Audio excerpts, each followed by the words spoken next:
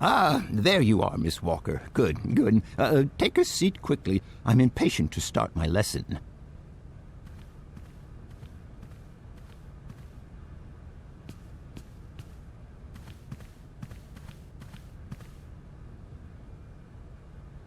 My young friends, a very exciting discovery, unimaginable up until only a few hours ago, has come into my hands and has finally allowed me to complete my study on the mysterious Yukol people. Lights, please. The Yukols are a people from the far north about whom very little is known. They live far away, very far away, on the frozen borders of Siberia. This distance and the climatic conditions of the region, which are unfavorable to human existence, have limited the size of the Yukol population and kept it out of reach of the scientific world. The handful of slides that follow are actually the only documentation we have in our possession. It was a Russian explorer who made these drawings and took these photographs 100 or so years ago. Today, we owe what we know about the Yukol people and their culture to him. We know that the origins of the Yukols date back to the last ice age. Curiously, evidence of their presence has been found in Western Europe, and more precisely in the prehistoric caves at the heart of the Alps. This people, it seems, undertook a long migration over centuries towards the far north of the globe. The reasons for this migration are due to the importance of the mammoth in their craft, trade, and culture. They used them for transportation and as beasts of burden. The mammoth brought them meat, skins, fat, and ivory. Man and animal lived in symbiosis. There's no doubt about it. Mammoths started to drift away from the region due to changing climatic conditions, and the Yukols followed them to the north, to the edges of Syberia. Prehistoric cave drawings, identified as Yukol in origin, first led me to the extraordinary hypothesis that the Yukols had managed to domesticate the mammoth. They are, to the best of our knowledge, the only prehistoric people to represent a man riding a mammoth. Today, because of this genuine mammoth skin effigy, identified by myself as an authentic Neolithic object, I can confirm this hypothesis. Yukol forebears managed to tame mammoths. Prehistoric man uses little imagination. He draws what he sees and represents scenes from real life. This familiar day-to-day object is actually a children's toy. As we have seen, Yukol existence was inextricably linked to that of the mammoth. They used its skin for clothing and to make the roofs and walls of their houses. They used the tusks to build the frameworks of their homes, as well as weapons, tools, and jewelry. Curiously, the disappearance of the mammoth 12,000 years ago had no immediate effect on the Yukol's way of life. It seemed that for a long time after, the people maintained their strong bond with the mammoth through the centuries. As incredible as it may seem, the Yukol people have continued right up until the start of this century to feed themselves on mammoth meat and to use the skin for clothing and shelter. Their ivory craftwork industry is still flourishing. It would appear that to preserve ancestral customs, the Yukols learned how to exploit through the centuries the large number of frozen mammoth carcasses that were perfectly preserved in the ice of the Siberian tundra. They have been able to live mainly off this enormous freezer stock for almost 30 centuries. As plausible as this explanation may seem, it seems it is not enough for the scientific community who, I will confess, is greatly perplexed by the question. In the absence of acceptable scientific evidence, we have to make do with Yukol shaman artifacts. The research department that I have the honor to represent today lends no credence to the myths and legends that these tribal charlatans peddle. We have to take their stories at face value, mere tales to while away the long Siberian winter. The legend of the Siberian ice ark is a very good example. You are invited to find out for yourselves from the pamphlet that I had passed around to you. This legend would have us believe that today, somewhere on a lost island to the north of Siberia, there are living mammoths still in existence, a sort of hangover from the Ice Age. This small herd has been miraculously preserved for more than 120 centuries by the Yukol's tender care. And the island on which the pachyderms are said to live is called Syberia. My friends, I advise you to resist the temptation you may have to believe in this pish and tish. The island of Syberia is not charted on any map, and the idea that mammoths have survived to the 21st century is an idle scientist's pipe dream. The Yukols were sadly among the first victims of the colonization of continental Syberia led by the Russians in the 20th century.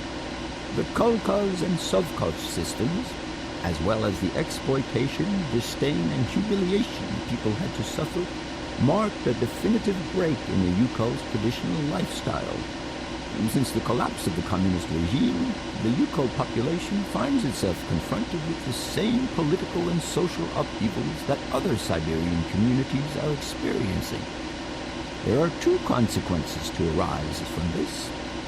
Some Yukols have lost their tribal identity and have integrated into the Russian population. Others, however, have sought long and hard to re-establish links with their ancestral culture that was lost under the Soviet regime. Now, at the start of the 21st century, the last true surviving Yukols have gone to live on the vast territories of their ancestors. Nobody knows today where they live or how they survive. Their very existence would be a matter for speculation if they did not turn up periodically at the tundra's most isolated fur trading posts to exchange mammoth tusks for essential items. There ends my lecture for today. Thank you for being among us today, Miss Walker. Please make your way to the laboratory where you will find your mammoth doll. There are also photocopies of my lectures should you so require them.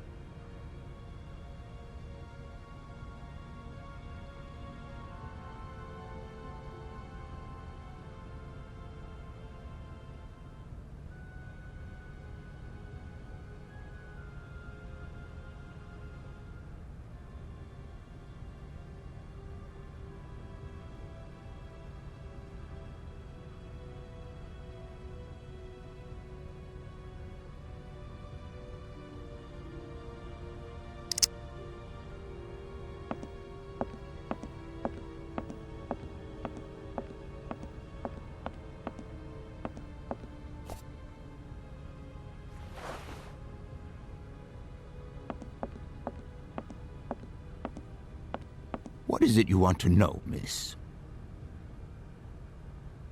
I must congratulate you for your lecture. You were right. The subject is absolutely fascinating. I never believed that mammoths could be so interesting. What you heard was only the tip of the iceberg, my dear. But if I have at least awoken a passion in you, I'm only too proud. Did Hans Voralberg agree with your hypothesis on the Ukals being able to tame mammoths? Now, Hans was no man of science. His pathological obsession was to find mammoths that were still in existence. Such a hypothesis is somewhat overblown, don't you think? You don't believe in it yourself? Mammoths died out thousands of years ago. Of this we are certain. Today, the only mammoths in Syberia are frozen ones. Do you know where Hans might have gone after his stay here in Barrikstadt? No, but I would not be surprised if he left in search of the Ukals, or what is left of them today. What would you say about seeing Hans Voralberg again? After all, you could come with me and help me find him. Young lady, you are very kind. I'm far too old for such escapades. Your Hans Voralberg sounds uncannily like the one I'm... Can you tell me? He was always a mystery. My train stopped in a peculiar Ornithology is far... Are there? The I'm... Thank you very... I'll leave you in peace. I hope I haven't disturbed you too much. Sorry? No, not at all, my dear child.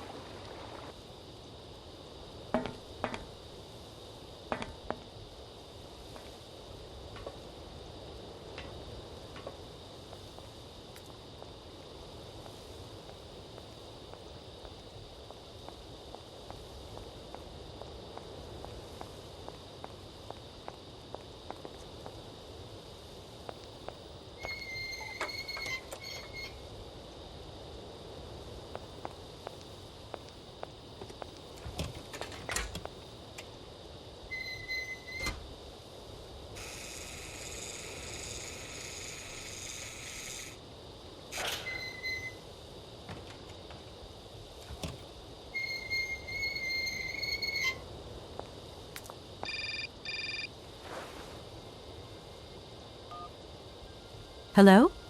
Where are you? Hi, Dan. I'm in Barrikstadt. What? Is that a town? I hope the man you're looking for lives there. Are you coming home soon? From what I gather, it's one huge university with an extraordinary station, aviary, If you could only see it, there are trees and birds everywhere. It's so weird here. Sounds like a great place for a bit of sightseeing. So, are you coming back soon? I don't think so. In fact, the train I'm traveling on has some kind of a mechanical problem. We've been forced to stop here. Us? I thought you were alone. Who's with you? Oscar, the train engineer. You're messing around with mechanics now, are you? Don't be so stupid, Dan, please. Oscar is an automaton created by Mr. Voralberg, the man I'm looking for. And he's not any old robot. He's a sophisticated butler type, if you see what I mean. He's a bit obsessive as well. Kate, I don't know what they're feeding you in Europe, but don't you think it's time that you came home? But my mission still isn't finished. To hell with your mission. I don't know why you accepted it in the first place. If you just stuck to the middle of the road, then we wouldn't be in this mess. We? If there's any mess, it's me who's in it. And while I'm trying to come to grips with strange towns, you, my darling, are sitting at home on your butt. I seem to remember we had nothing against my departure. It was only going to be 2 or 3 days, Kate. Please, try to put yourself in my shoes. Your shoes. Not only do I have to fit myself into your diary, but I've got to get myself into your shoes as well? Is there anywhere else Sir would like me to put myself while we're on this subject? Look, I don't want to talk about it now. Call me back when you've calmed down. I was perfectly calm before I picked up your call. I only wanted a few words of encouragement, not your disdain. Was that too much to ask? You can be such a selfish... Takes one to know one, sweetheart.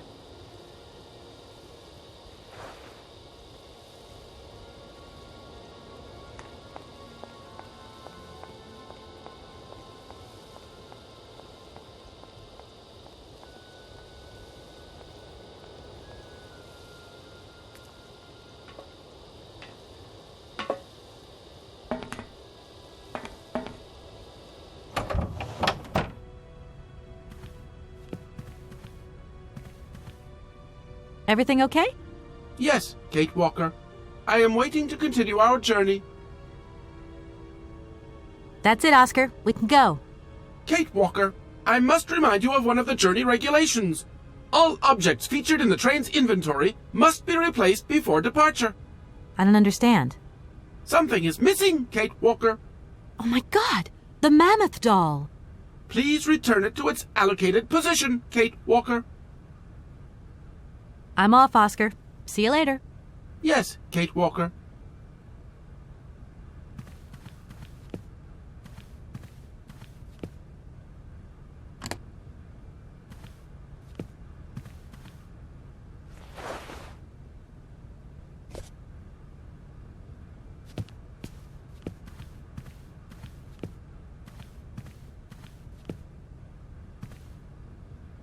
Everything okay? Yes, Kate Walker. I am waiting to continue our journey.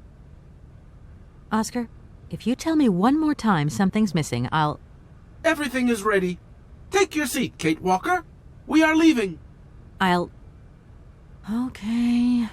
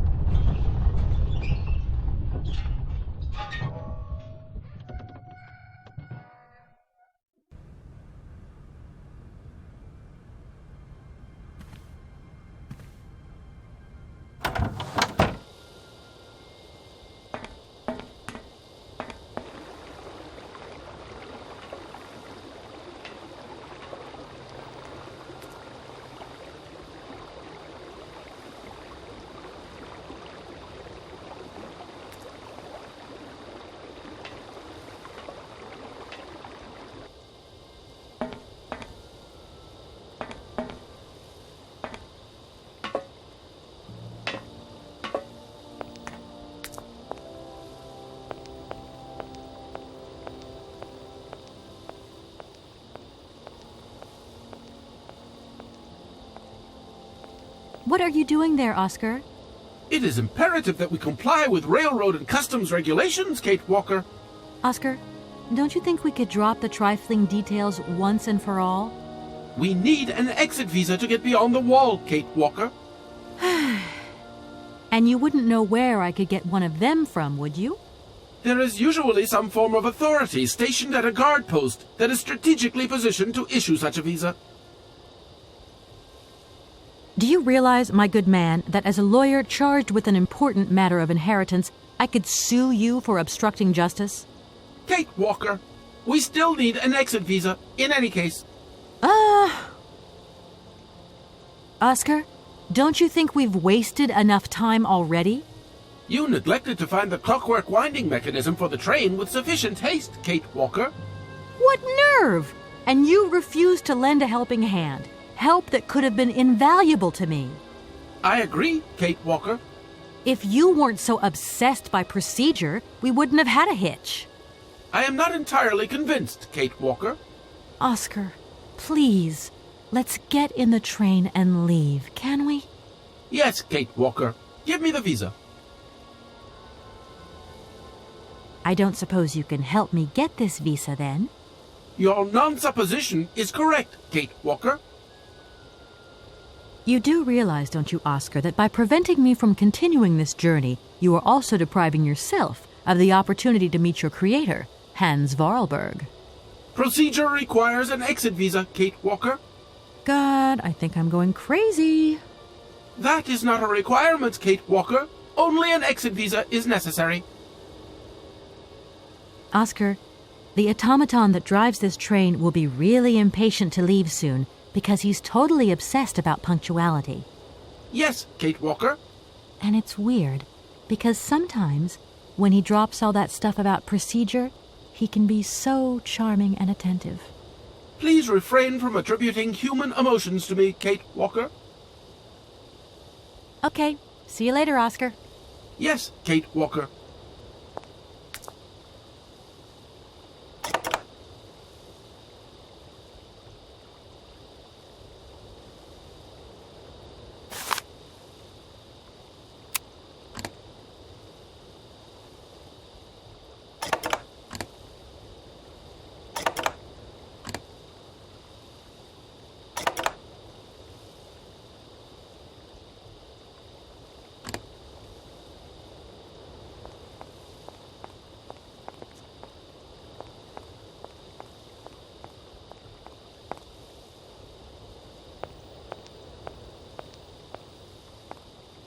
I wonder how that works.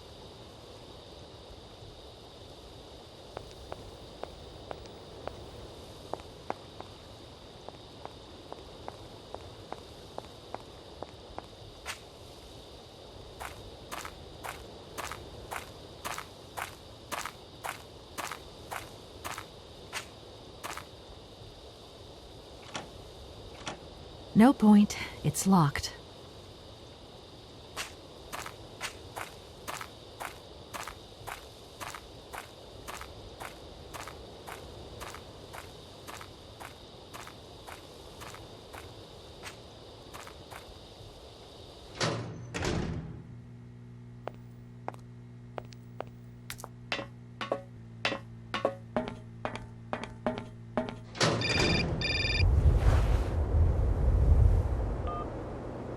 Hello? Kate! Oh, is that you? What's going on? Well, I finally got the mechanical train wound, and I hope it's going to take me to Hans Voralberg. I had to sort things out with a couple of weirdo sailors, and they probably ripped me off. But now I'm blocked behind this massive wall. You should see it. It's huge. I'm not talking about that. I want to know what's going on with Dan. What do you mean? I bumped into him at Maggie's do, and he said you'd argued. That's a bit over the top. Things got a bit heated the last time we called, that's all. No need to go overboard. I don't mean to be Miss Melodramatic, but he didn't seem in such great shape. He had his down-in-the-dumps head on. Like Dan has a down-in-the-dumps head. Well, yeah, when that shock of hair flops over his forehead and his eyes mist up and his eyebrows kind of creased together. I'd never noticed. Maybe I did go a bit too far, but he's got such a goody two-shoes image of me that sometimes I just lose it. And this case is taking up a lot of headspace. I was just looking for a bit of compassion. Well, you sure got mine. So, what's going down? like I said before, I'm kind of getting somewhere, but it's slow. This Hans Voralberg guy is getting more and more fascinating by the day. Okay, well, anyway, it doesn't sound like you're bored. Not like back here in the office. Every day is boredom day. It's just no fun without you. When are you coming back? Shouldn't be long, I hope. Look, I've got to go. See you soon. Well, call us again real soon. And be easier on Dan next time, huh? I'll try.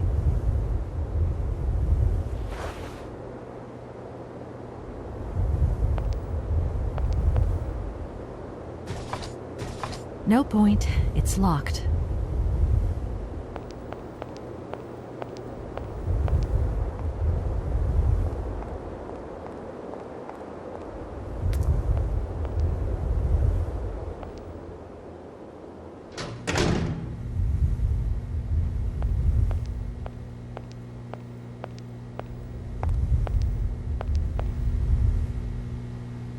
Look, broken glasses. If they belong to the captain, then he sure has eye problems going by those lenses. Look.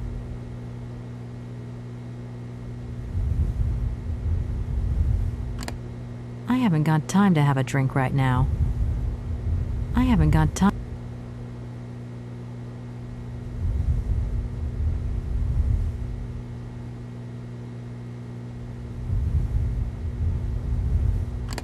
I haven't got time to.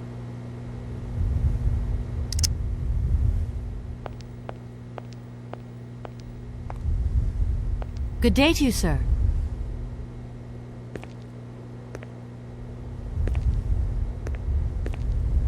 Captain Malatesta, Commander-in-Chief of the Barkstadt border post, at your service, madam.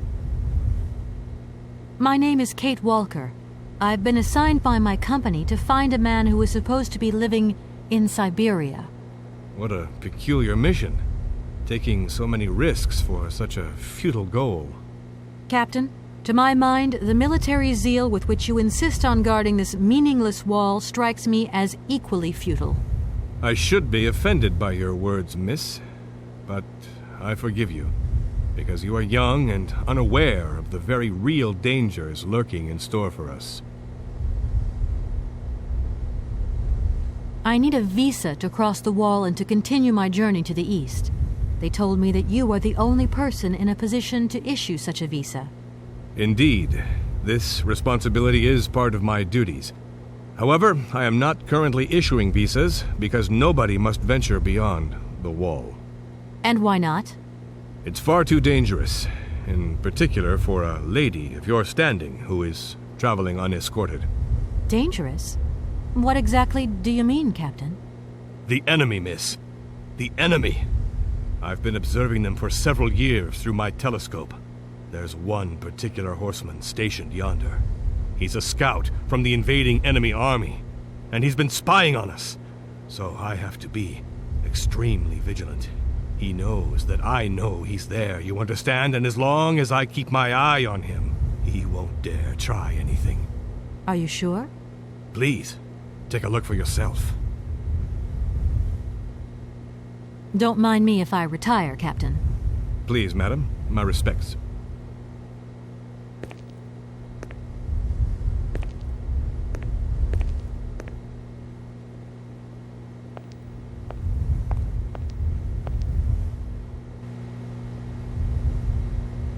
How strange. I can't see a Cossack horseman at all. There's just a dead tree in the middle of an empty plain. That poor captain must have really bad eyesight.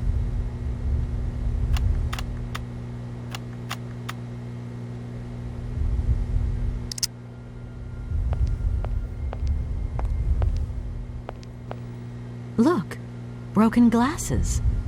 If they belong to the captain, then he sure has eye problems going by those lenses.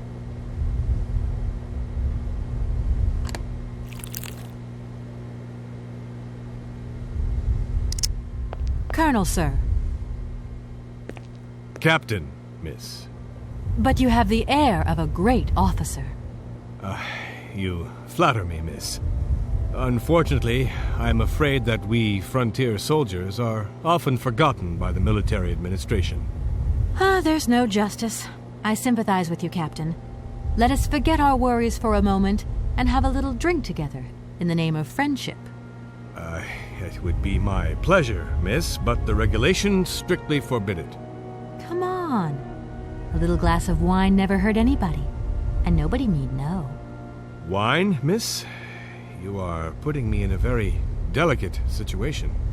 Don't deny yourself, Captain. Just a little glass. I assure you, it is excellent. Well, perhaps just a drop.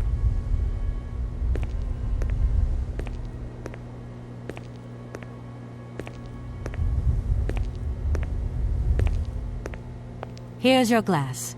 To your good health, Captain. And to yours, miss.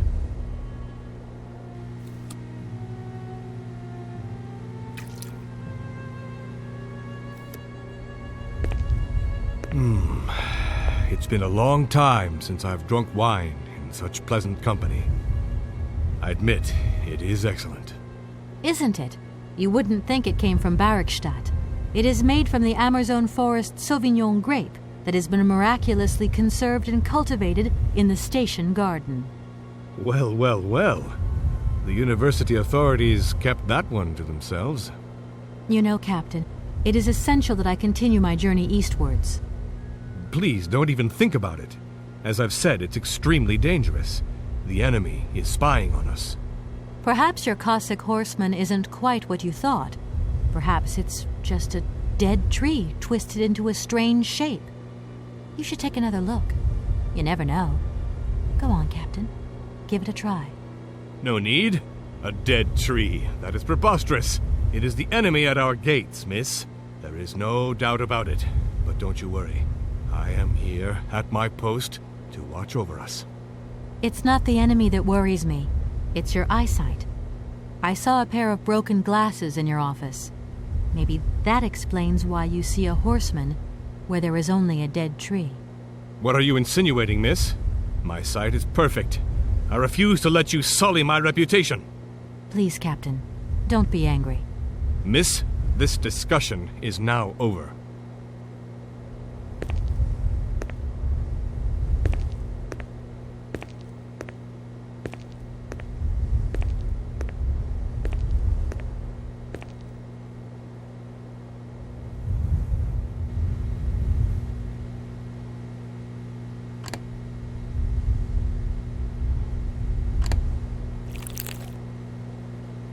Look, broken glasses. Colonel, sir. Captain, miss. But you have the air of a great officer. You flatter me, miss. Unfortunately, I'm afraid that we frontier soldiers are often forgotten by the military administration. There's no justice. I sympathize with you, Captain. Let us forget our worries for a moment and have a little drink together in the name of friendship. It would be my pleasure, miss, but the regulations strictly forbid it. Come on. A little glass of wine never hurt anybody, and nobody need know. Wine, miss? You are putting me in a very delicate situation. Don't deny yourself, Captain. Just a little glass. I assure you, it is excellent. Well, perhaps just a drop.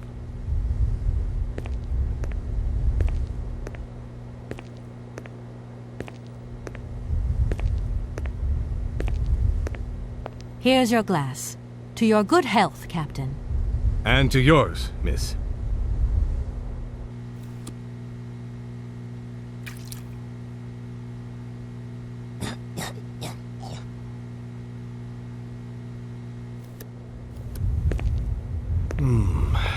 It's been a long time since I've drunk wine in such pleasant company. I admit, it is excellent. Isn't it?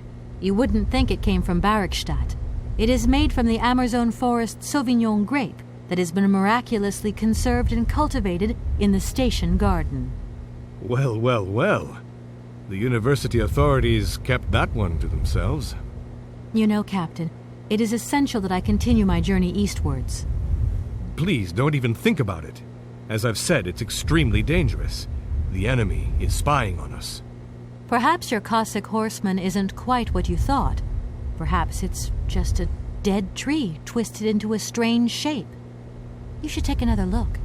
You never know. Go on, Captain. Give it a try. So be it. I will make this concession to the fairer sex, miss. But it does seem to be quite ridiculous.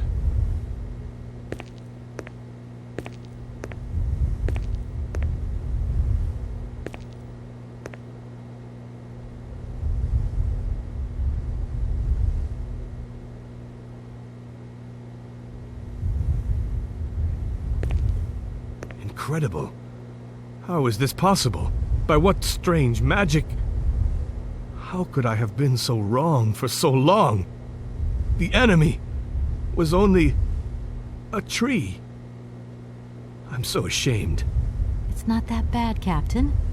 It's only human to make mistakes, after all. A tree. Nothing but a dead tree.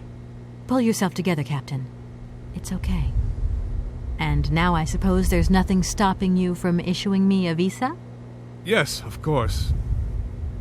There is no more danger.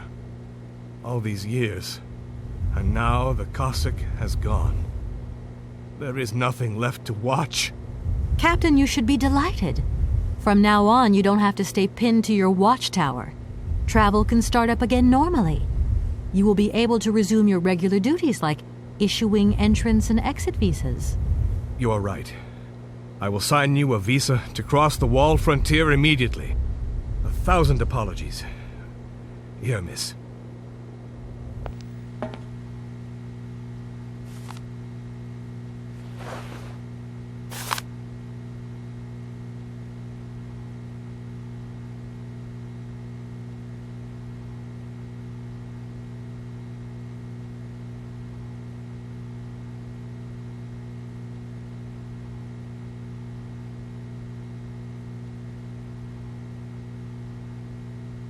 Thank you, Captain. And keep your eyes open. Miss, if we could keep this between ourselves, please. For the sake of my honor, you understand? You have my promise, Captain.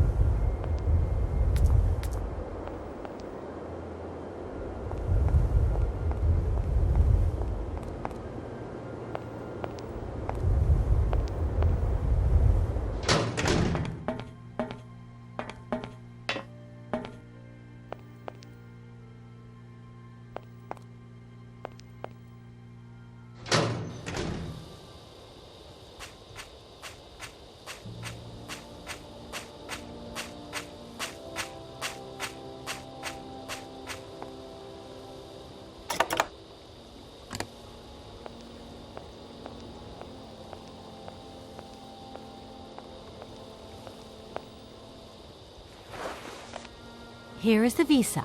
I hope it's regulation, my dear Oscar.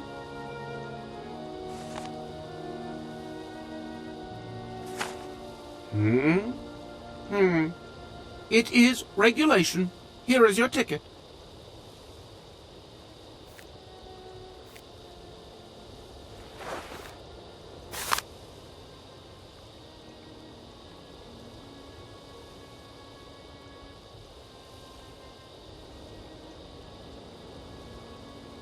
Have a good journey, Kate Walker. So, can we go now? Indeed. We are already very late, Kate Walker.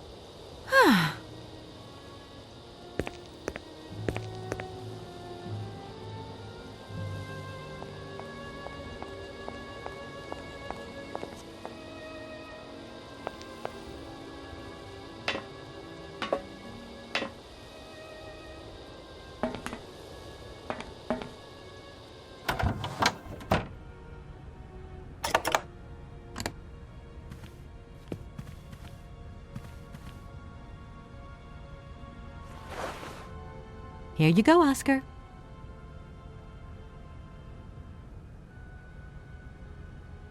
Thank you, Kate Walker. Now, please return to your seat, Kate Walker. Yes, Oscar. Immediately, Oscar.